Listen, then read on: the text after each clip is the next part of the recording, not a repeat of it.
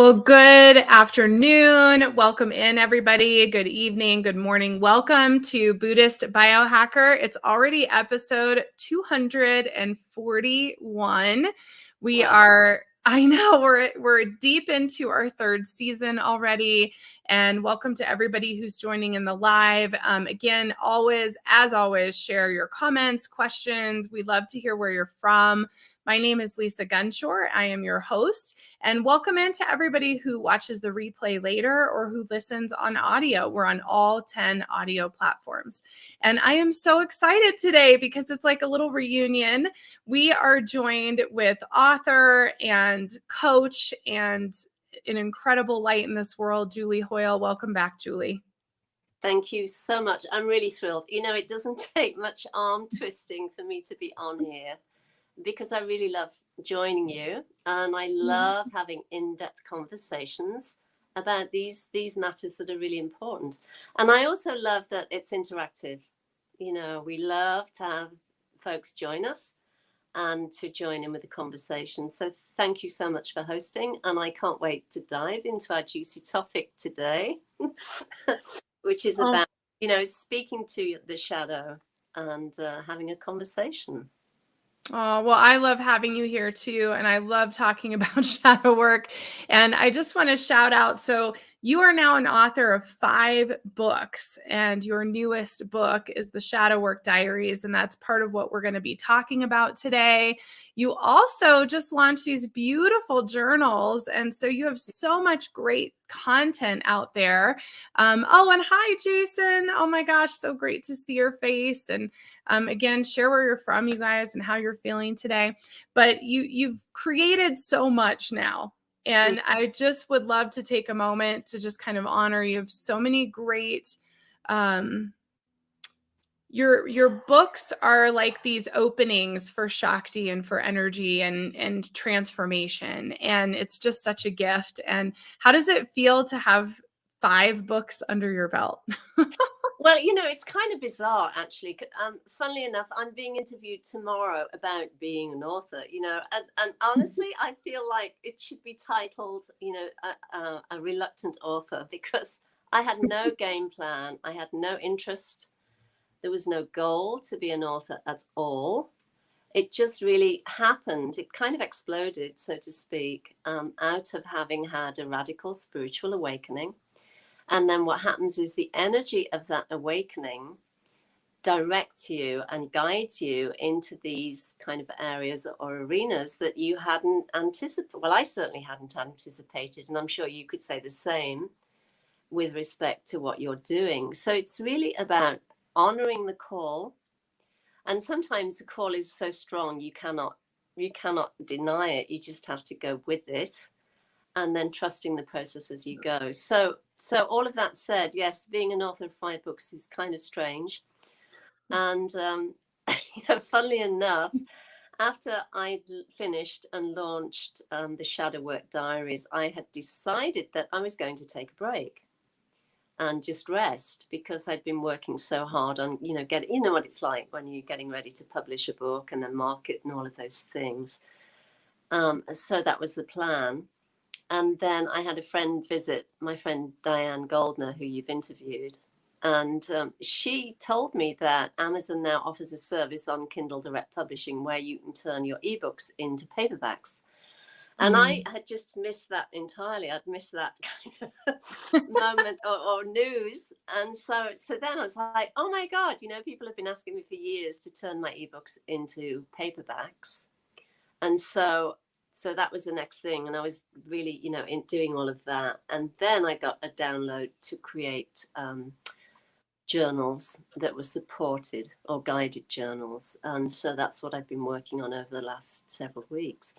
So I not only didn't rest, I feel like I've barely stopped to breathe. But as you know, when the force of that energy enters your space, it gives you vitality and it gives you energy, and it just feels really wonderful. And I live in service to that. It's as simple as that, really. I don't know what's coming next. I don't have a plan.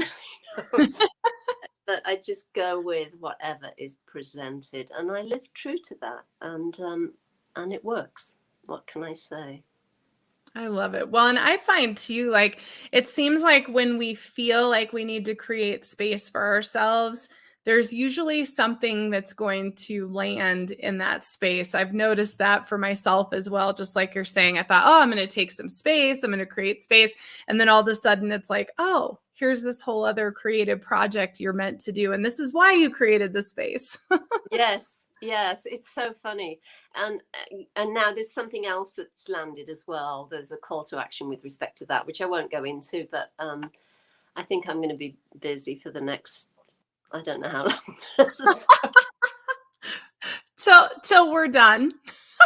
So Till we're done on this earth, we'll be that busy. That's my exactly, thinking. exactly. You know, and especially with respect to, you know, coming back to the shadow work diaries, you know, there's such a need for it, especially now the way the world is and the way there's, you know, there's so much confusion, there's so much doubt, there are so many questions around what is true and what isn't true.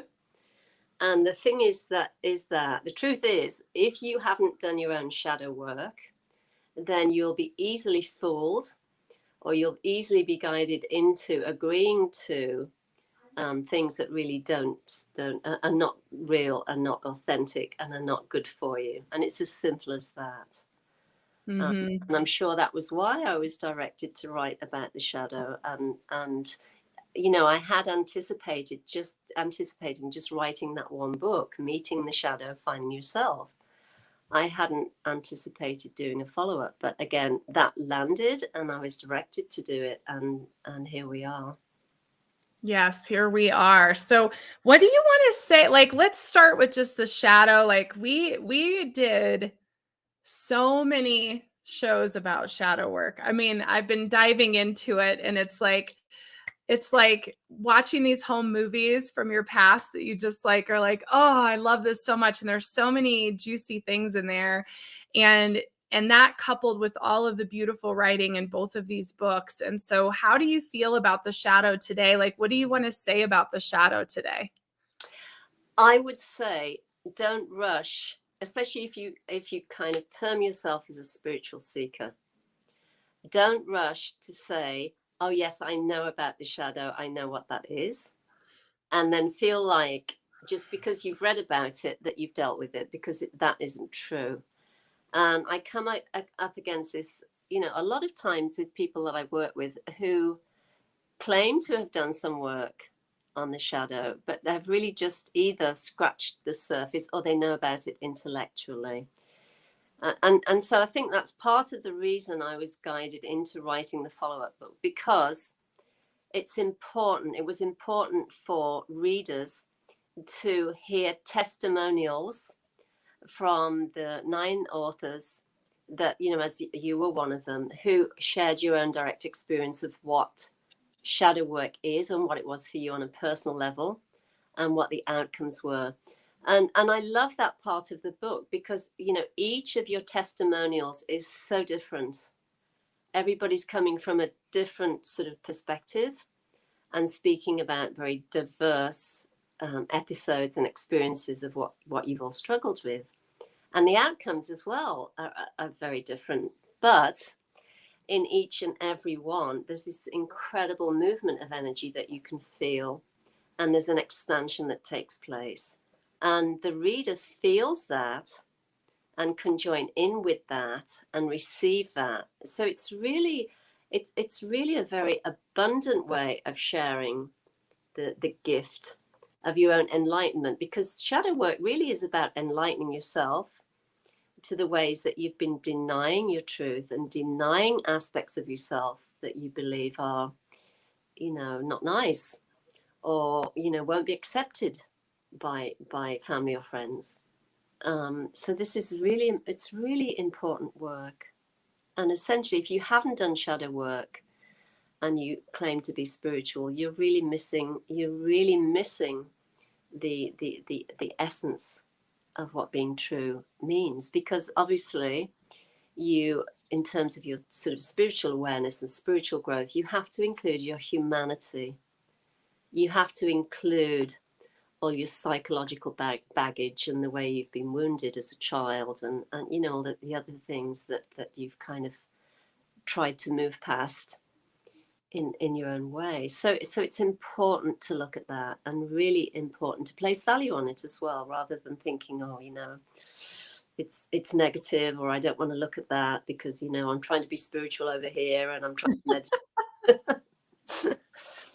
Well, yeah, there's a real like disconnect with, I think, in the spiritual communities with that definition of being spiritual, and thinking that being spiritual is about, you know, always being kind, or always saying yes to things, or always, you know, supporting in spite of. And I know that's been a challenge for me. You know, I've had my own direct experience with wanting to support people in spite of the patterns I'm seeing or the issues that I'm seeing. And, you know, I've learned the hard way, like, you have to really take those things into account and, you know, protect yourself. And I think that's the hardest thing, is like having clear boundaries with people, because we don't want to be seen, or we don't want those quality shadows to be seen, when those shadow qualities are actually telling us something really important. Yes, you know, and there was one. There's more than one, but there's one story in particular that I share in the book that really just hurt my heart and soul. And I, you know, and I'll sort of recount it here because it's really worth telling, with respect to trying to be this perfect spiritual seeker. So I was on Facebook for whatever reason, and I was part of a spiritual group, and somebody had posted that she'd lost her son in a tragic accident. I believe she said her son was 18, and she was devastated because, you know, it just happened, and then she's left reeling, trying to sort of make sense of it. And so she turned to the group looking for some sort of guidance or insight or support or whatever it was. And some of those messages, the responses were really lovely. But there was a whole bunch of messages that were so uncaring and so insensitive and so cold. One of which was, stop crying, essentially, stop crying. Don't waste your time on grieving. Your son hasn't died. He hasn't gone anywhere. You know, he's in the spirit realm and you'll see him. So the thing is, all of that is true. But where is your basic compassion? Where is your basic humanity? Where is the honoring of that person in their grief and meeting that grief? Not that you necessarily have to say anything, you know what I mean? You're just holding space for that person, but to kind of throw these Pollyanna, you know, let's keep it positive and be spiritual and above it all, because, you know, really and truly, I'm not the body, I'm not the mind, is just bullshit. And that's the bottom line. It's just bullshit, and it's very hurtful. But you hear it a lot from people that really haven't dealt with their own darkness and their own shadow, because it scares them. And so they always try to turn everything into a positive, so that they really don't have to look at their own resistances to what is showing up in the form of pain or grief or anger or irritation or whatever is going on. And I know you've seen it probably as well, right? We've all seen it. And yeah, it's like it is very passive, and it's I find myself very uninterested in participating in social media or conversations or anything that involves kind of, you know, just being fluffy, you know, being light and fluffy. And while I could be accused of being intense and heavy sometimes, I'd rather that. I'd rather truth. yes. And so I think there's finding a balance between the two, you know, because when you're deep in your shadow work, I know for me, like really like 2009 to like 2012 was a pretty heavy time for me. So when you're going through that really deep stuff, it is better to just kind of be with yourself than share it out loud. But once you come out of that space and you really kind of integrate what you've learned about yourself, then you do want the truth. You don't really want to sugarcoat anything. And like you said, I think one of the most profound things we can do is meet people where they are, just like you said, Julie. I mean, that and taking away relating in a competitive way, taking away, passively putting off what they're feeling by being fluffy. I mean, there's all these ways that we react from patterns to people rather than just being very honest and allowing the other person to have space to believe what they believe, to feel what they feel. That's something that's really up for me right now, Julie, is just space in our relationships, like really giving each other space to believe what we want or to share what we feel and to not shut each other down. That can be a real challenge if you haven't really gone through and done some of this inner work. Yes, exactly. And all of this, what I was speaking to specifically was really about the whole sort of spiritual bypassing element. Mm-hmm. And really, that's really all about trying to get away from your pain and to medicate it, through meditation or whatever practices you have. And that works for a while. I was pretty good at being able to do that myself. Yeah, me too. But, ultimately it doesn't lead you anywhere at Mm-hmm. all. It may make you feel better, and find a little relief, but that doesn't last long. And then you have to turn to the meditation or extend the meditation or do whatever practice you need to do. So really and truly, shadow work is really the beginning of the end with respect to all of that. And it allows you to be comfortable in your own skin and to be able to meet and greet pain or anxiety or whatever's coming up, but in an honest way.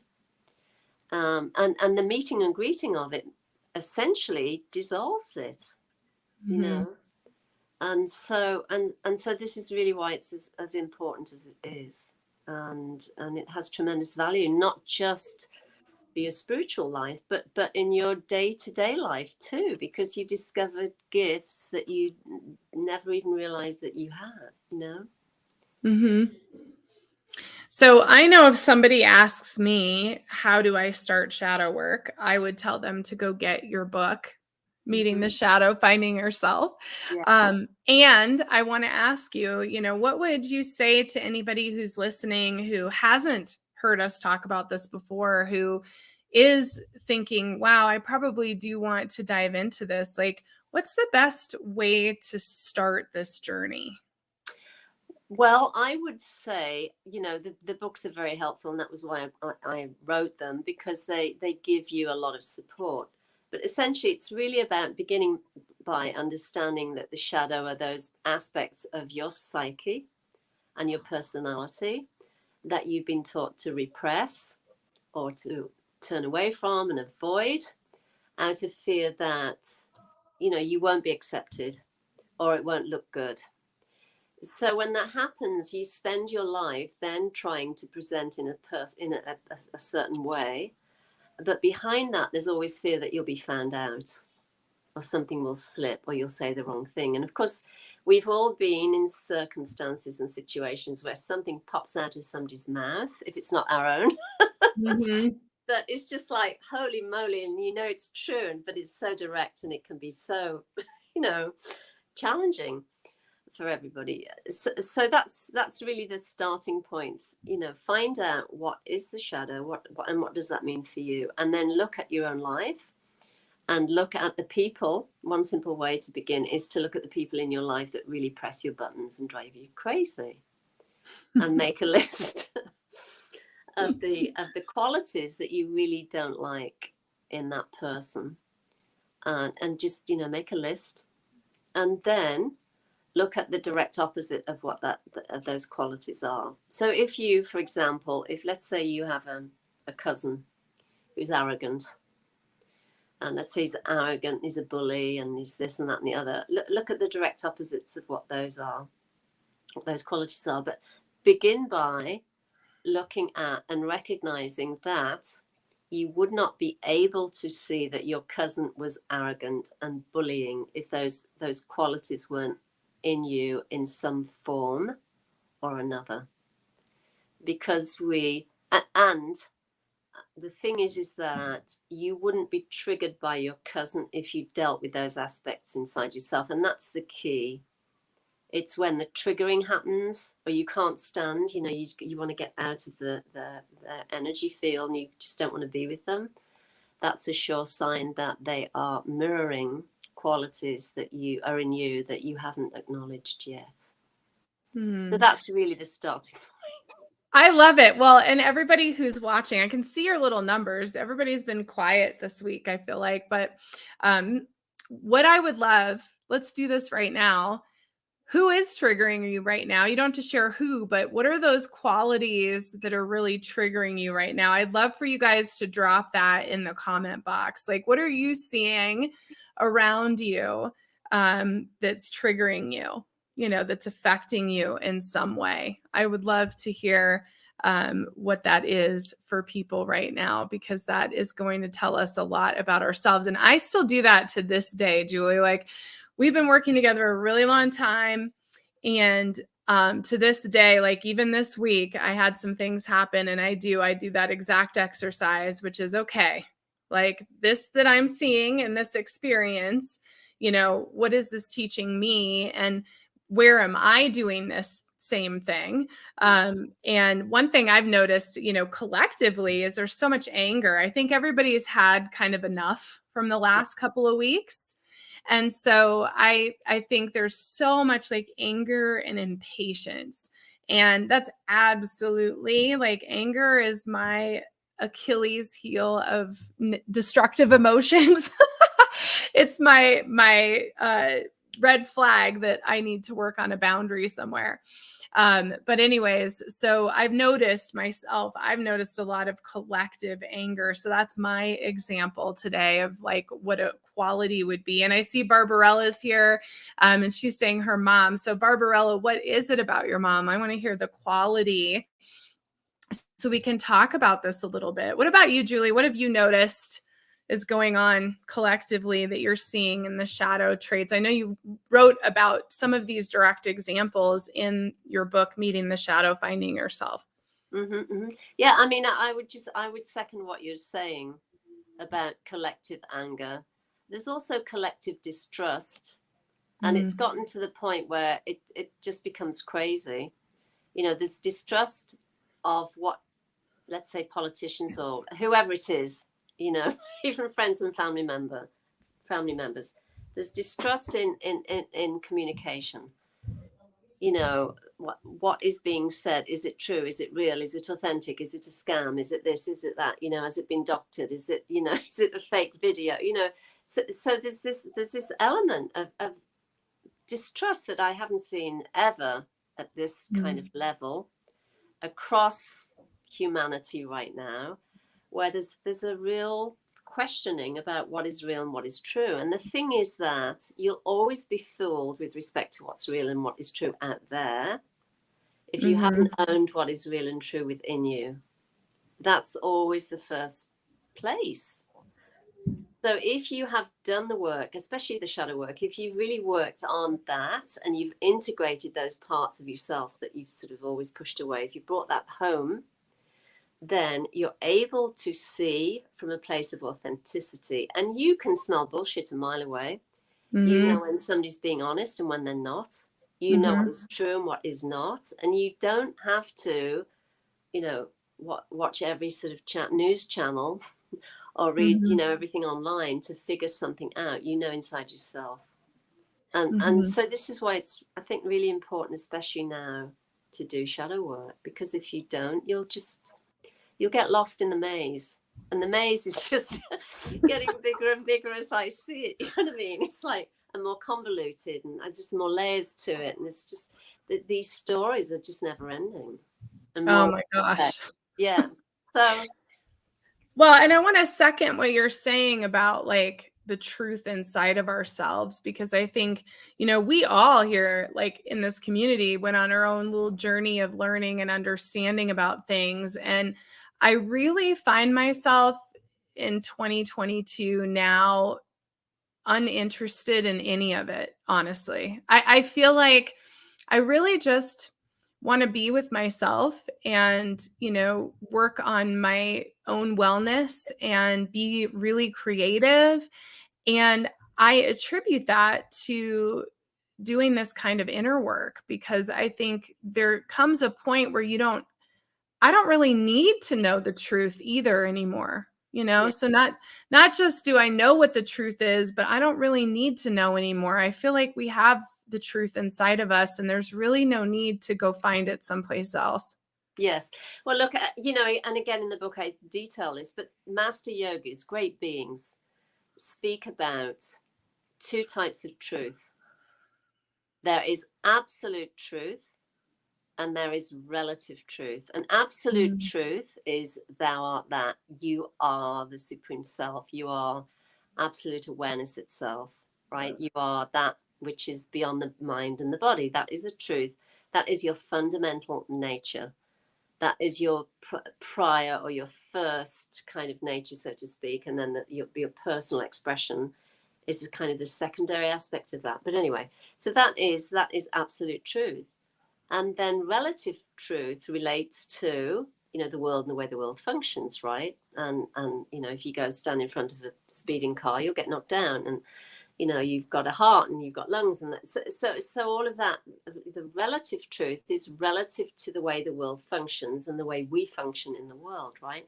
Mm-hmm. But the point about waking up and recognizing truth with a capital T, which is absolute truth, is that there comes an end to seeking. You just stop seeking. You stop looking outside of yourself for answers or for someone to make you feel better or for something to change to improve your situation. You're completely at peace within your own being, and you trust what you're feeling and perceiving. And again, you intuitively know what is aligned with the highest, and what is the highest and best for you, and what isn't. And it's that simple. So I concur with you that there's no, I mean, unless there is this kind of desire or drive to go looking and doing some research or looking for answers for something, with respect to relative truth, so to speak, or, how to, I don't know, fix something in your car that's broken. Yeah. I'm not looking for anything outside of my own perceiving and aligning with the truth of the one's self. And, and Mm-hmm. and that is the most incredible gift, because that's essentially what we're all looking for, even though we don't realize it in the Mm-hmm. beginning of seeking. We want to come home to the truth of who we are. Mm-hmm. And there's nothing better than that in my Yeah. Well, and like you said, it's what gets you off the hamster wheel or out of the maze is like you just don't get caught up in it, and you're not spinning in it. I want to share. So Barbarella was saying her mom is helping other family members more than her. So that's what's triggering her. And Jason, Michelle, I see all of you guys on here. I'd love for you guys to share some of these qualities right now around you that are triggering you. Where is your shadow work today? So I appreciate you sharing, Barbarella. And, there's always a lesson in that. I don't know, Julie, do you have anything to say about this, where Barbarella can go from here?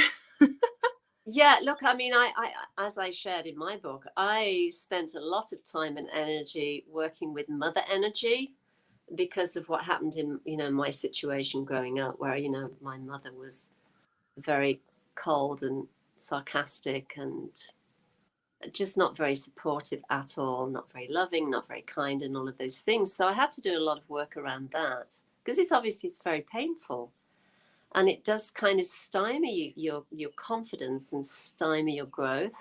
And in many ways, what I came to realize is that because of the situation I was in as a kid, I essentially wanted to reparent. I wanted to find someone who could embody the qualities I was looking for, in my mother.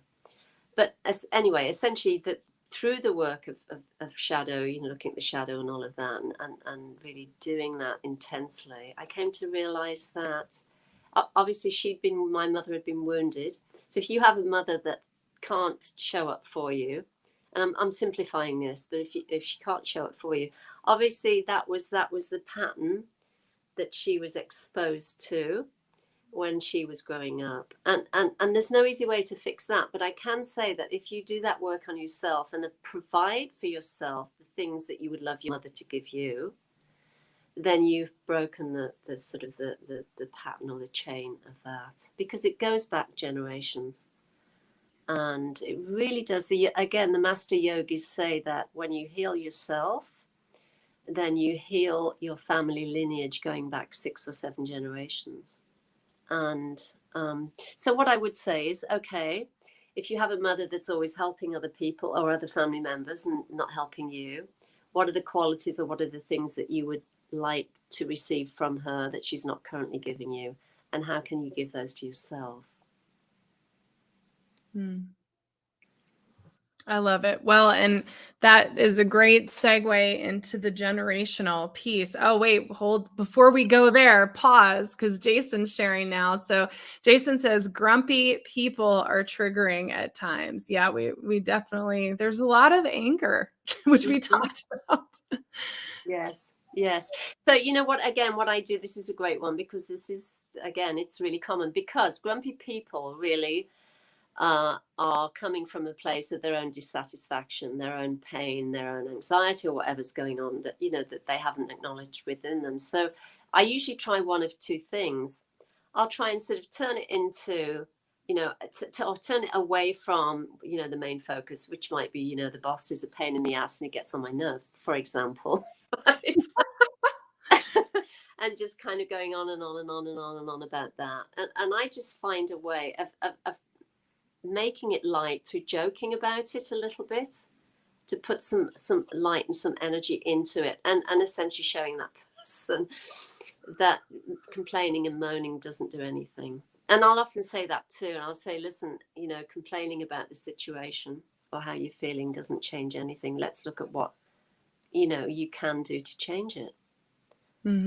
But levity, I think, really helps at times. I agree, and for me, anger was a big one when we talk about the grumpy people, and I would love to share with you guys. Like for me, what really helped when I was doing my shadow work was, well, I still do it, which is I asked, you know, what being angry like really was doing for me, like literally what happens when I get angry. And one of the things that happens when I get angry is I don't want anyone around me.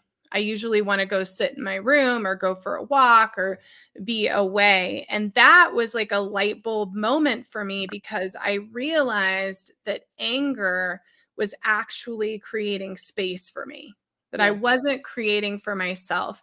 And that was the moment where I really understood shadow work. Yes. Because at that moment, I knew and still know when I get angry, I have either overstepped a boundary, or someone has overstepped a boundary, or I haven't had a boundary, or I haven't had space. And so it's pretty easy now. I don't have to journal. I don't have to take time figuring it out. Usually if I have like my temper tantrum, I can pretty much in 5 seconds be like, oh, I see. I didn't do this, or I needed space for this, or I didn't say no when I should have, or whatever it is. I usually can figure that out. And so all these grumpy people around us and the collective anger is a great time for you to just, I encourage you to ask yourself, what happens when you get angry? Because I think everybody has different, you know, reactions to it. So it's teaching people different things. Yes. Yeah. Look, the thing as well is as you just shared, that it was a great strategy for you, right? Because you couldn't articulate your needs, or you know, you needed space. Then anger was your go-to, which, and you probably learned that when you were a kid. Yeah. Yeah. So anger was your go-to to get what you needed.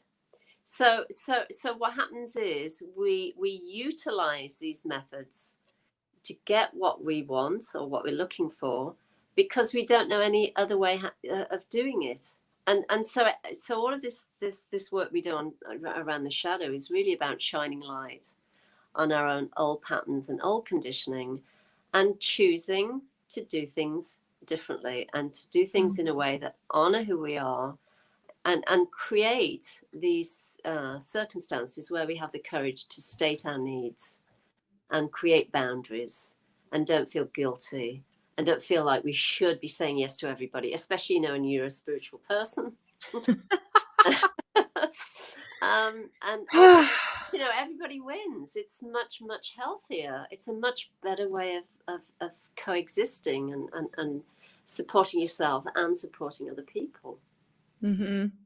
And Riley shares, I notice when you start to heal and do your own shadow work, people who choose not to or see your vibrations are different will always attempt to put you in shame as a last resort tactic. And I love this because I just read this book, The Dance of Anger. Have you read this book, Julie? I haven't, no. Oh, it's so good. I really love it. So I highly recommend The Dance of Anger to anyone. Mm-hmm. But it talks about change backs where there is an acting out, just like you're saying, Riley. And I'd love, Julie, what are your thoughts on change backs?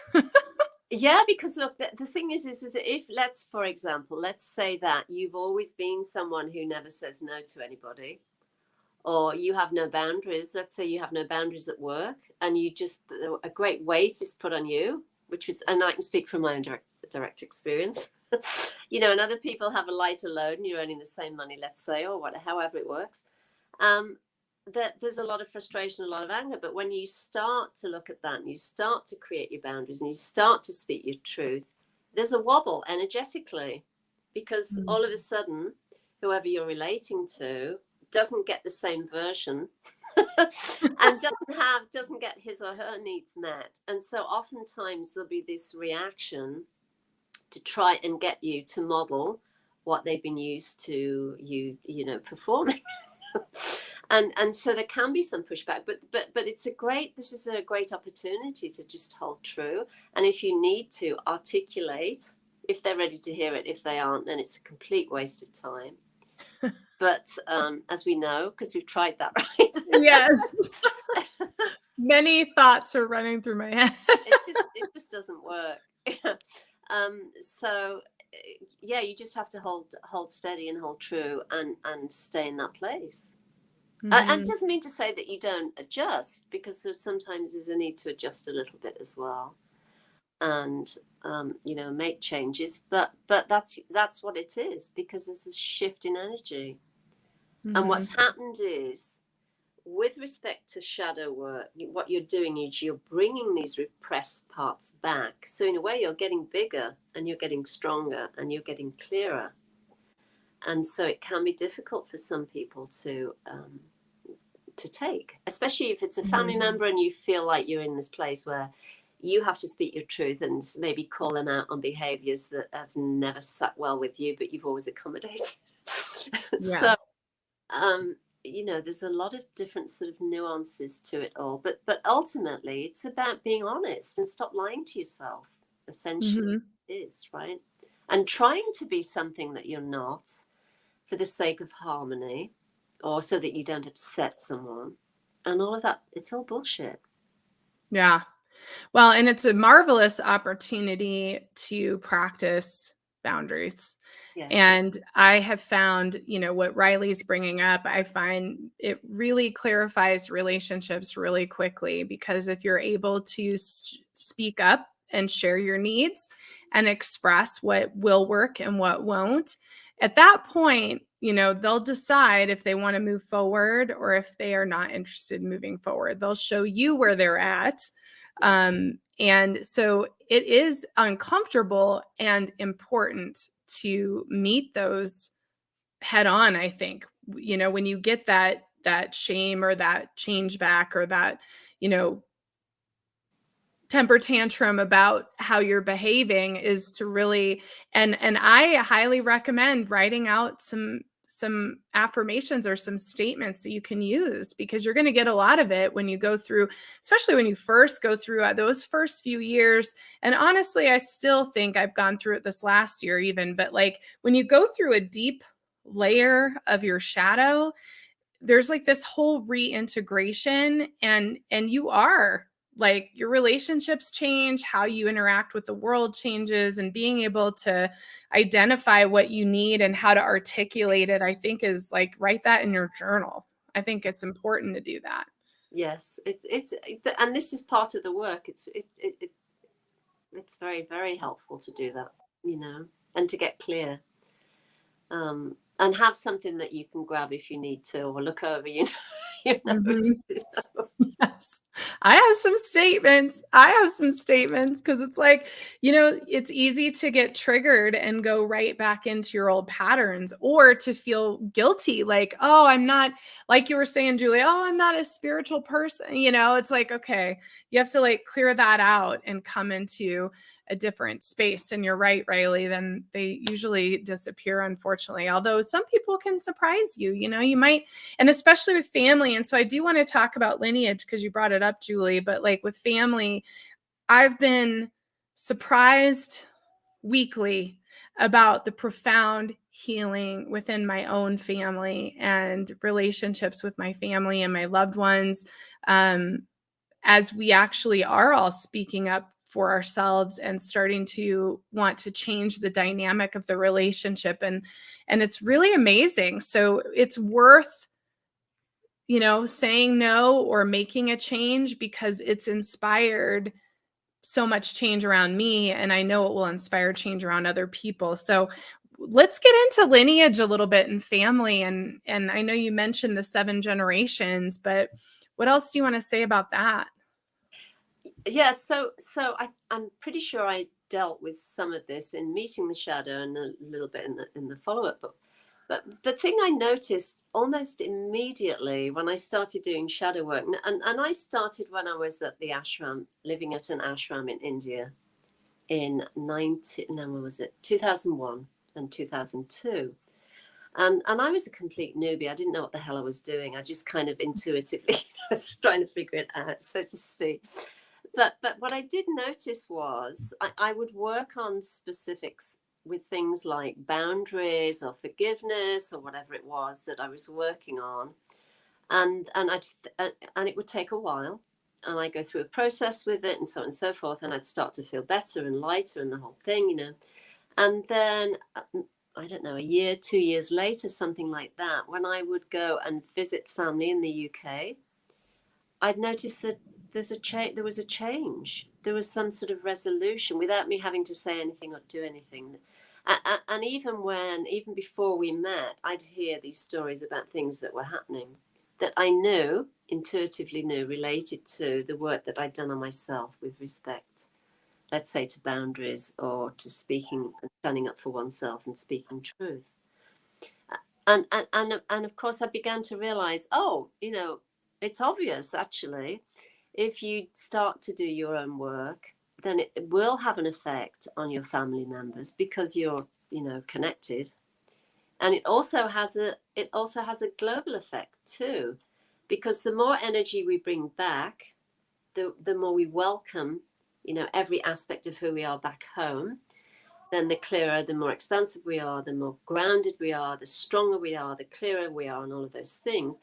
And then you're able to then support others that you meet and you work with and you relate to, and so on and so forth. Even if you're not speaking about the shadow per se, your energy will speak for you. And this is why the yogis speak about awakening the whole of humanity. When one person awakens, the whole of humanity has the opportunity to awaken because of that. And I've seen it firsthand, and I'm sure you've seen the same thing. This is what happens. Yeah, it's amazing. I mean, you can see changes within your family, the relationships around you, and there is something with the collective. I agree with what you said, and I think you can really see it with what you are drawn to. I think there's a lot of conversation about being on different timelines and different frequencies and all of those things. And I think, very simply, as you do your inner work and you're shifting and changing, what you're drawn to, what you want to watch, what you want to be around changes. Like the food you eat changes. I mean, it all changes. It's like and it is a frequency, you know, it's like you suddenly want to be in a different space, you know, creating different energy. Yes, yes. Yeah, and also your perceptions change too. I mean, there might be 4 or 5 people watching a sunrise, a sunset, or people having an argument, for example, and we'll all perceive it differently depending on the state, our state of seeing and being. If Hmm. you're somebody that has no clue and hasn't had any sort of shift of consciousness and hasn't done any shadow work, you'll see one thing. If it's a seer or a sage or a master yogi or somebody that is very kind of expansive in terms of his or her perception and seeing, then they see something different. And this is, we know this is true, Hmm. even at the most mundane level. And so this is why your world does change. It completely changes. And it's not necessarily that your environment changes, but the place you're looking from changes significantly Hmm. because of shadow work. Hmm. Yeah, I agree. And, you know, I think of, for some reason, you sparked this memory in me when you were talking about, you know, when I lived on Maui, one of the amazing things about living on a Hawaiian island is that everybody stops at sunset to watch the sunset every single night. It doesn't matter what part of the island you're on, doesn't matter. And you stop and you watch the sunset. And I remember when I moved back to Colorado thinking, I'm going to take that with me. Like, I'm going to stop and watch the sunset and the sunrise and that kind of thing, which I kind of did before, but you know, I've always kept that with me. And that, what you said sparked in me that memory and that idea of, you know, when you start to heal these old wounds and really accept and love those shadow qualities, then the gifts are things like being able to slow down and be present and watch a sunset, or being able to really sit and listen to your child share a story because you're not caught up in all the drama of the mind, Hmm. because you've kind of healed all of that. You've dissolved it. Yes, yes. And also the other part of all of that too is recognizing and placing value on what we formerly perceived as being or believed were negative emotions, such as anger. And anger has tremendous value. It gets our attention for sure, right? When we're angry, it not only gets our own attention, it gets everybody else's attention.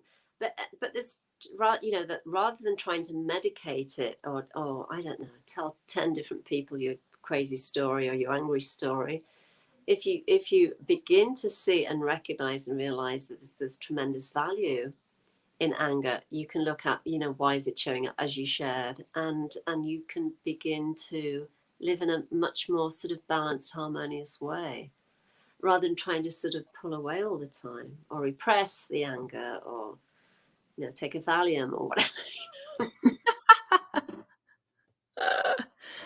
Well, I love to, time goes so fast in here. It's crazy, and I miss talking to you so much. And I want to end, I'd really love to take some time to talk about what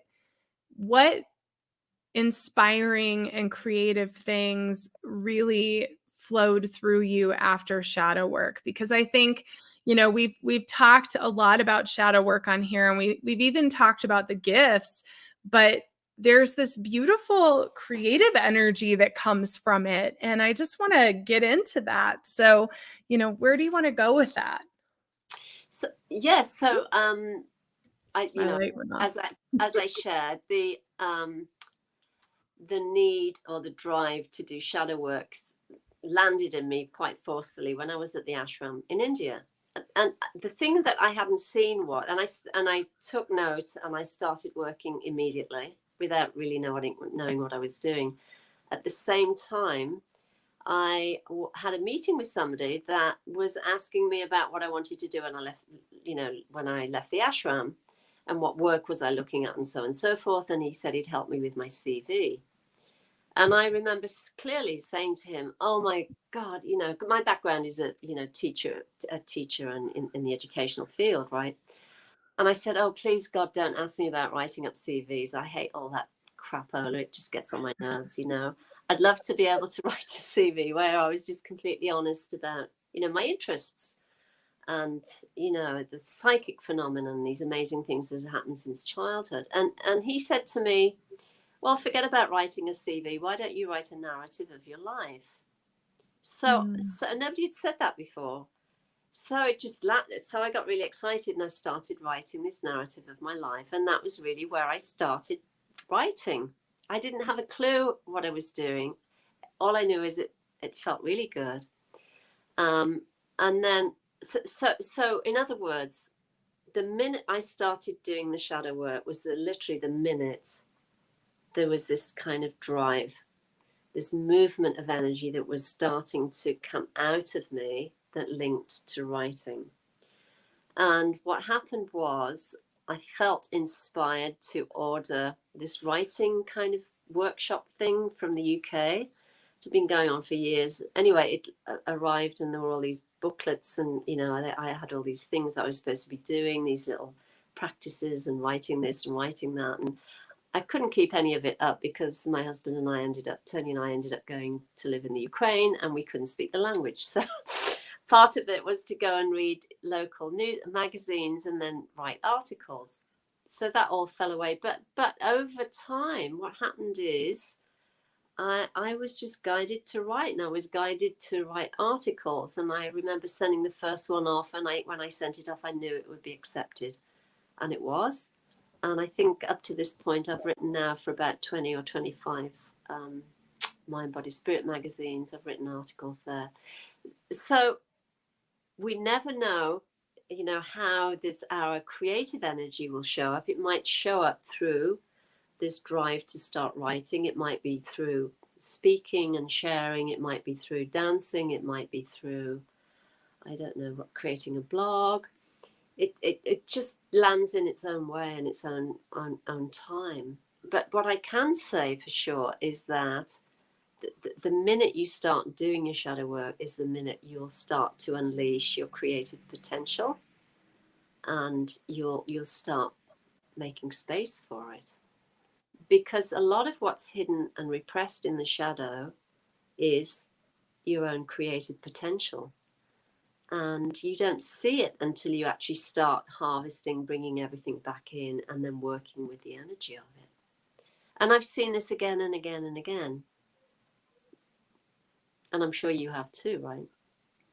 Oh yeah. I mean, every time a layer peels off or you go deeper, I find more creativity coming forward from me. And while I will say I was always very creative, I think even just now I'm discovering like what my creative gifts really are. Mm-hmm. And how to explore them in new ways, and it comes from this work, because there's something about coming into oneness with the darkness or the difficult challenges, you know, like once you move through that, there's so much light. Yes. There's so much light. Yes. And energy and shakti, and so yeah, I find, for me, I've always written and I thought writing was going to be my creativity, but I've discovered like this technological creativity is like, it's just profound for me, and I love creating film and being here on YouTube, and you know, I'm going through and revamping and developing my new app. And so these things are really my creative outlets, and they inspire me like every single day. So it's really a gift. And you remember this, but when I got the job at Kid Robot, for those of you that, don't know, I was in fashion for 20 plus years. And it was after that dark period of like doing intense shadow work. And then in 2012, I got this position at Kid Robot, which is vinyl collector art toys. And I had this profound 2 years of traveling all over the country and meeting artists and this whole Oh, and I get goosebumps. This whole world of creativity just blew open for me. That was life changing. I mean, it's hanging on my wall behind me. Like, that was a huge inspirational time for me. Mm-hmm. Yes, and that's what happens. And while you're speaking, what's coming back into my mind is when I was at the ashram, and doing the shadow work and writing my narrative, I was assigned to work in the logistics department, which housed this amazing video library and all these resources with footage of His Holiness the Dalai Lama giving talks, and master yogis and Sufi masters giving talks. So it's like hundreds and hundreds of hours of these incredibly inspiring and motivating people speaking from their own direct experience of what truth is, and how to listen to your intuition and all of those things. And I never in a million years back then had it imagined. I mean, I was eating it up, but I had never imagined that I would be in a position where I was speaking about the same things, excuse me, and certainly writing about it. But it was like this universal intelligence put me in this position to be able to have, all these great speakers and teachers and yogis modeling what I was going to be called to do. And it's just mind-blowing. Mm-hmm. It is. It is. And I can relate. I mean, I remember sitting and watching His Holiness speak, and every day, really every single day, something he said has a new meaning for me. Yes. Almost every day. It's like an amazing gift that we all have that just keeps on giving. And that comes from, being willing to look at these difficult things and to be in the challenges and to connect with the work. So I can't say enough about it. Yes. Yes. Yes. I mean, that's the bottom line. Mm-hmm. And that's really the groundwork for authenticity and integrity and being true and real. You're honoring the pain, the suffering, all the things that you struggled with yourself. You're able to hold that space for other people and not try and sort of placate it, medicate it, or run from it. You can be with somebody who's crying their eyes out and very upset or in grief, and you can just keep and hold that space in a really sanctifying way, rather than in a way where you're like, oh, it's scary, let me get away from it, Mm-hmm. I just love you, Julie. I'm so happy to have you back today. And I'm sad that our hour is already over. And I really appreciate everybody who is part of the conversation today. And I encourage everyone to keep this conversation going, whether it's in the forum in our Buddhist Biohacker portal, whether it's on the comments here, or whether it's out on audio. And Julie's website is juliehoyle.org. I cannot tell you enough how profound it is to work with Julie individually and also to get one of these 5 books or all of them. Julie, what do you have upcoming? Anything you want to share for folks to connect in with that's coming up? That's a very good question. I currently don't have very much on my plate or agenda, so to speak, but I'm very tentative about saying that because I know something actually has landed, but I'm not going to go into the details right now about it because I'm going to just work with it for a while. But I will say that I'm always available. I'm on Instagram at Julie Hoyle Official. You can find me via my website. You can reach out to me at truealignment@yahoo.com. And I also have my little YouTube channel as well, which I haven't done anything on for quite a while, but I think there's about, 85 videos on there, little short videos. So I'm here. I am here. What can I say? Oh, well, we love you so much. And thank you, everyone. Thank you, Jason and Riley, for your kind comments here at the end. And Barbarella and Michelle and everybody who was watching today.